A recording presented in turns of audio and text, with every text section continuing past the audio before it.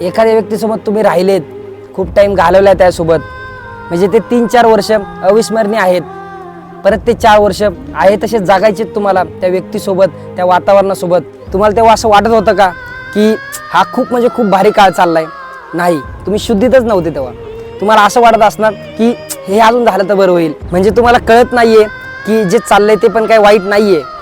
जे ह्याच्या पुढे 10 वर्षांनी तुम्हाला वाटेल की हे जे दिवस आता चाललेत ते पण काही दिवस होते राव. तुम्हाला जर आजमध्ये जगायचं असेल तर ना कालचा, ना उद्याचा, ना येत्या 10 वर्षाचा कसलाच विचार नाही केला पाहिजे.